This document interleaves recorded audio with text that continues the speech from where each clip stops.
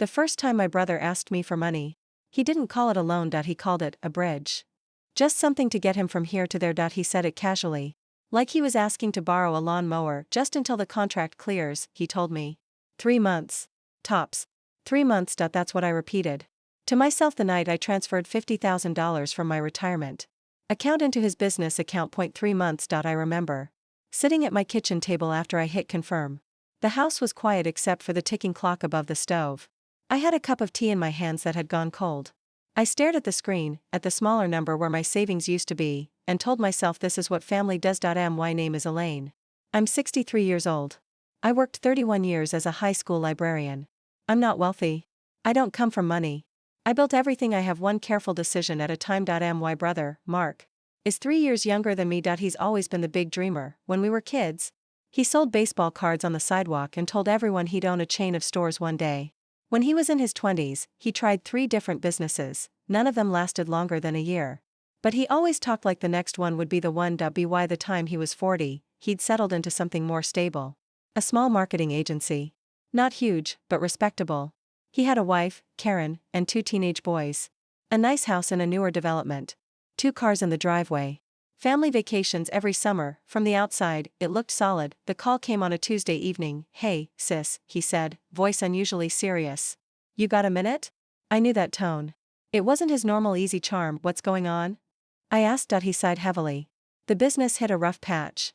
We landed a big client, huge, actually, but they're slow to release funds. I've got payroll coming up, rent on the office, vendor invoices. It's just a timing issue. A timing issue. He said it like it was a minor inconvenience. "I just need a bridge," he continued. 50,000. I'll pay you back in 3 months. I swear. With interest if you want. 50,000. That wasn't a small number. That was more than my yearly pension. "I don't know, Mark," I said slowly. "That's a lot." I wouldn't ask if I wasn't confident. He rushed in. "This contract is worth $500,000 over the next year. This is the turning point. I just need to get through this month." He lowered his voice. "You know I'd do it for you." And that was the hook, because he would have. Or at least I believed he would. We'd grown up close. After our dad died when I was 19, I'd helped our mom manage the house. Mark was still in high school. I'd driven him to practice, helped with homework, sat in bleachers at games. I felt half sister, half second parent. So when he asked, I didn't hear business risk. I heard family. 3 months, I told myself. 3 months and it would be back in my account. I didn't tell anyone. Not my friends. Not my financial advisor. I didn't want opinions. I wanted to believe. When I transferred the money, Mark called me 5 minutes later. "You saved me," he said. "I mean it. You saved everything." He sounded emotional. Grateful. "I won't forget this," he promised. 3 months passed quickly, then 4. Then 5. I didn't bring it up at first.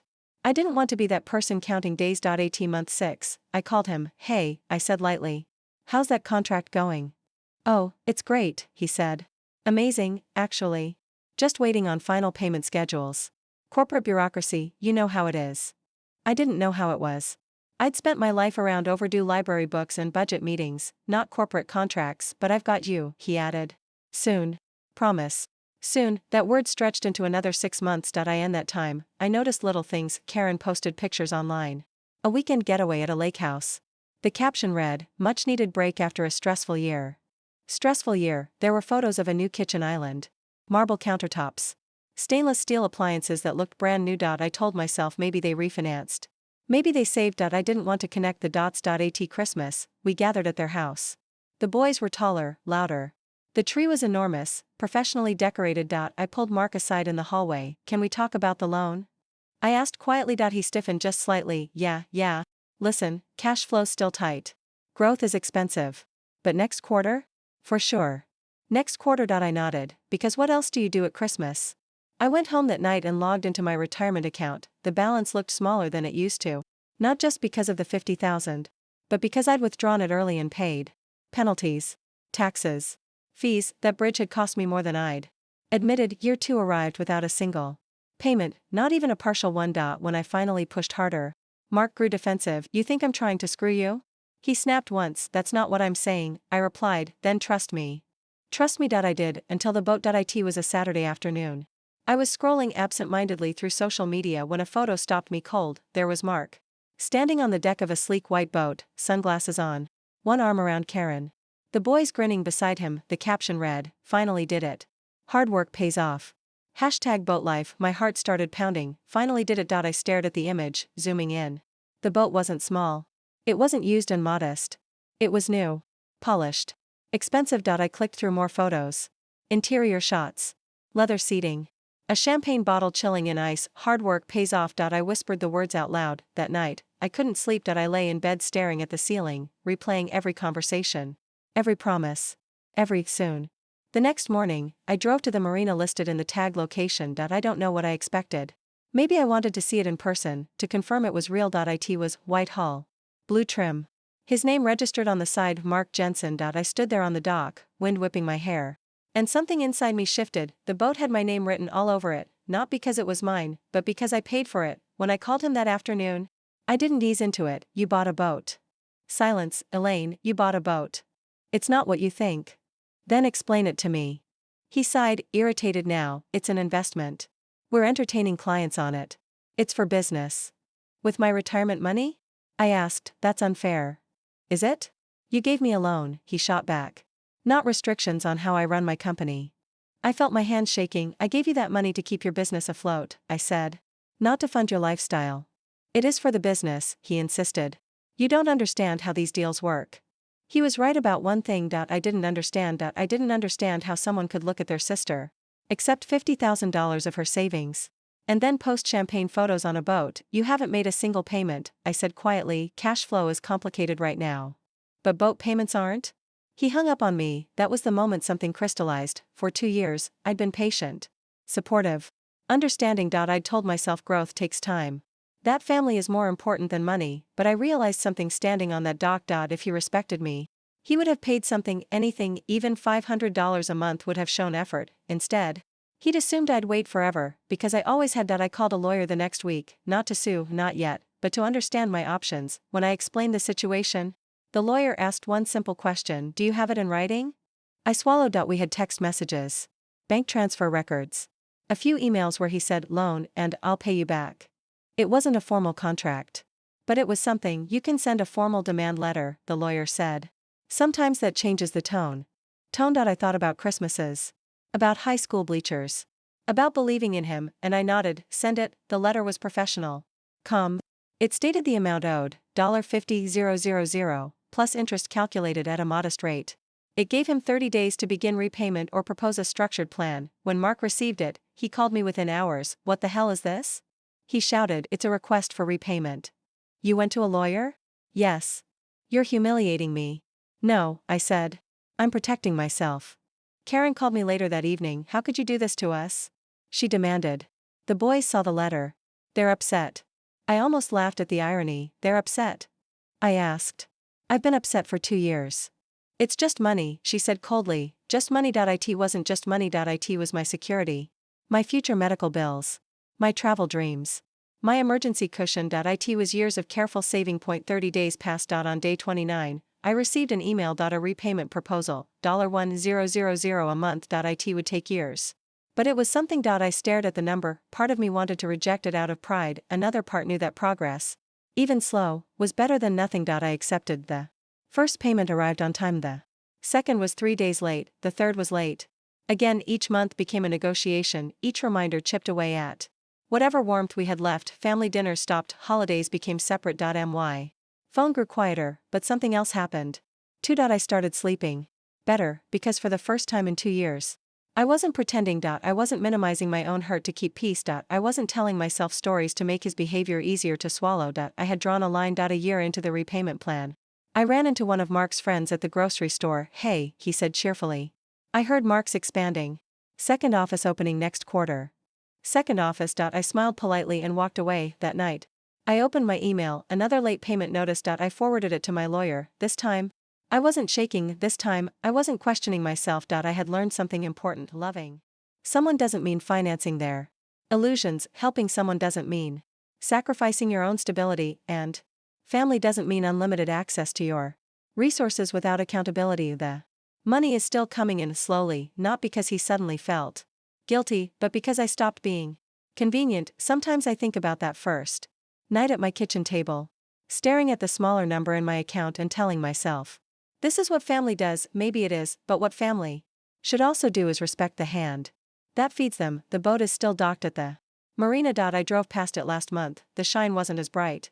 The novelty had faded. It looked smaller somehow. Or maybe I've just grown. I don't know if Mark and I will ever be what we were. Maybe that version of us only existed when I was the dependable sister and he was the dreamer who never had to face consequences. But I do know this: the next time someone calls my sacrifice just money, I'll remember the boat, and I'll remember that bridges are meant to be crossed, not lived on forever. The fourth payment bounced. That was the email subject line from my bank. I didn't cry this time. I didn't panic. I just stared at the words and felt something cold settle into place. 2 years earlier, I would have called immediately, asked what happened, offered understanding, given him space to explain. This time, I forwarded the notice to my lawyer without adding a single word. Mark called that evening. It's a temporary issue, he said quickly. Big receivable delayed. I'm sure, I replied. You don't have to escalate everything, he added, irritation creeping in. I'm not escalating. I'm enforcing. There was a pause on the line. You've changed, he said. Maybe I had. Or maybe I'd stopped shrinking. A week later, the payment cleared, and something unexpected happened. Sophie, my niece, his oldest son's girlfriend at the time, sent me a message. Can I ask you something? She wrote. We weren't particularly close, but she was sweet, observant, the kind of person who noticed what wasn't being said. We met for coffee. She hesitated before speaking. Uncle Mark says you're suing him.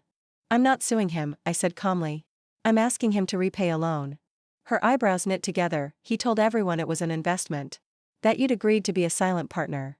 I felt the air leave my lungs. An investment. A silent partner, so that's what he calls it, I murmured. She shifted uncomfortably. I don't think the whole story is being told. No. It wasn't. That night, I pulled out every message from the past 2 years. Every text. Every email where he'd used the word loan. Every promise. Every, I'll pay you back. I printed them, not for revenge, for clarity, because suddenly it wasn't just about money. It was about narrative. He hadn't just taken my savings. He'd rewritten the story. The next family gathering, one I almost didn't attend, my sister-in-law pulled me aside. You didn't have to embarrass him, she said softly. I looked at her carefully. Did he tell you he asked for a loan? She hesitated. He said you offered. I nodded slowly. Of course he did. That night, when Mark cornered me near the kitchen island, his voice was low and tight. Why are you dragging this out? He hissed. Because you owe me money. I'm paying you back. Late. In pieces. After buying a boat. He clenched his jaw. You don't understand pressure. You're right, I said quietly. I don't understand choosing luxury while owing your sister $50,000. His eyes flashed. It's not about the money anymore for you, is it? No, I admitted. It's about respect. He had no answer for that. Months passed, the payments continued, uneven but consistent enough to avoid legal escalation, but the relationship? It thinned. Calls stopped, invitations slowed. Eventually, they disappeared altogether. At first, the silence felt heavy, like a missing limb. I'd been his safety net for decades. The steady one. The fallback plan. Without that role, I felt strangely unmoored. Who was I, if not the dependable sister? So I started asking myself a different question. Who am I when I'm not rescuing someone? The answer surprised me. I was someone with time, with savings still intact. Even if reduced, with interests I'd postponed. I signed up for a photography class, booked a small trip up the coast, nothing extravagant, just mine, the first time. I checked into a little seaside and alone. I felt something I hadn't felt in years. Light.no1 expecting anything. No1 needing a transfer. No1 calling with a crisis disguised as opportunity. Just me. One evening, sitting on a wooden bench overlooking the water, I opened my banking app. Another payment had come in. On time. For once. I stared at the number. The balance was still far from whole, but it was moving, and so was I. A year later, I heard through a mutual friend that the second office had quietly closed. The boat was up for sale. Cash flow complications. Apparently. I didn't call. I didn't ask, because for the first time, his instability wasn't my emergency. The final payment arrived almost 4 years after the original transfer. 4 years, when the deposit notification appeared. I didn't feel triumphed. I felt closure, not because I'd won, but because I'd stopped losing. Mark sent a short message that day. There. Paid. In full. No apology. No acknowledgement, just a transaction completed. I typed 3 words back. Received. Thank you. And that was it. Sometimes people ask if it was worth it. If enforcing repayment was worth the fracture. Here's the truth: the fracture was already there. The money just exposed it. If he had valued me the way I valued him, he would have honored the debt without being forced. He would have prioritized integrity over image. He would have Protected our relationship the way I tried to.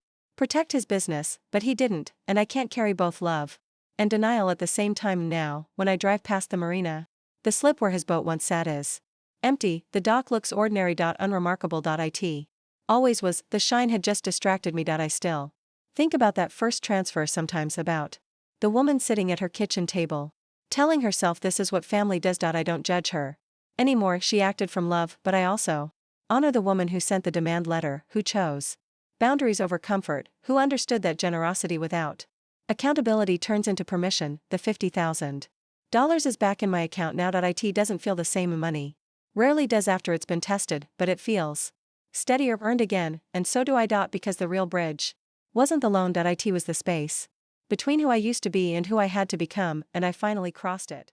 When my brother asked me for $50,000, he didn't whisper it. He didn't sound ashamed. He sounded confident. That should have been my first warning. He called it a bridge, just to cover payroll for a few months, he said. The new contract is solid. Once the payment clears, I'll pay you back. 3 months. Maybe 4. 3 months. I remember staring at my retirement account that night. I'd spent 30 years working as a public school librarian. I didn't have stock options or bonuses. I had a pension, a modest house, and savings I built slowly and carefully. $50,000 wasn't extra. It was security, but he was my younger brother. Mark had always been the dreamer. The one with big ideas and bigger promises. Growing up, he'd sell lemonade with hand-drawn logos and talk about scaling. Even at 12, he was pitching. I was the steady one. After our dad died, I helped our mom hold everything together. I packed lunches. I drove Mark to practice. I helped him with college applications. I never resented it. It felt natural. So when he said I wouldn't ask if I wasn't sure, I believed him. I told myself family helps family, and I transferred the money. He called me 5 minutes later. You saved me, he said, his voice thick with emotion. I won't forget this. That sentence lived in my head for months. I won't forget this. 3 months passed, then 6. When I finally brought it up gently, he had an explanation ready. Corporate payment schedules are insane. It's coming. He said it so easily that I felt embarrassed for even asking. The first year ended without a single payment, not even a token one. At Christmas, his house was glowing. New furniture. Updated kitchen. Karen mentioned they were refreshing the space. I noticed the new countertops. The fresh paint. The oversized television mounted above the fireplace. I told myself maybe they refinanced, maybe they saved, maybe I didn't know everything, because admitting the alternative felt worse. The second year, I started asking more directly, can we set up a repayment schedule? I said one evening over the phone, why are you pressuring me? He snapped. You know I'm good for it. That word, pressure, stuck with me. As if asking for my own money back was unfair. As if my retirement security was negotiable. And then came the boat. I saw it on social media of Whitehall. Blue stripe. His arm around Karen, both of them laughing. The caption read, hard work pays off. Hard work. I zoomed in on the photo. The shine of new fiberglass. The champagne flutes. Something inside me went very still. The next day, I drove to the marina. I don't know why. Maybe I needed to see it in person. There it was, sleek, polished, expensive. I stood on the dock, the wind sharp against my face, and did the math in my head. The down payment alone could have been my $50,000. The boat had my name written all over it, not because it was mine, but because I paid for it. When I called him, I didn't bother pretending. You bought a boat. It's for entertaining clients, he said quickly. It's strategic. You haven't paid me back a single dollar. It's not that simple.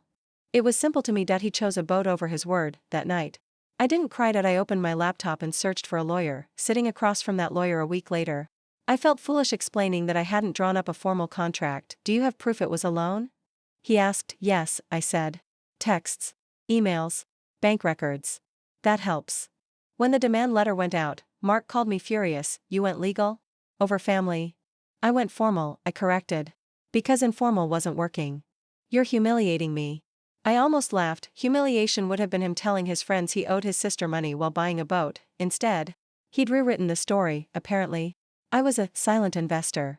I found that out at a family barbecue when a cousin mentioned how generous I'd been investing in Mark's expansion. Investing, that word stung, because investors get reports, transparency, returns. I'd gotten excuses. 30 days after the letter, he proposed a plan. $1,000 a month. It would take years, but it was something. The first payment came on time, the second was late, the third required a reminder. Each transfer felt less like repayment and more like Extraction, conversations with him grew shorter, colder, eventually.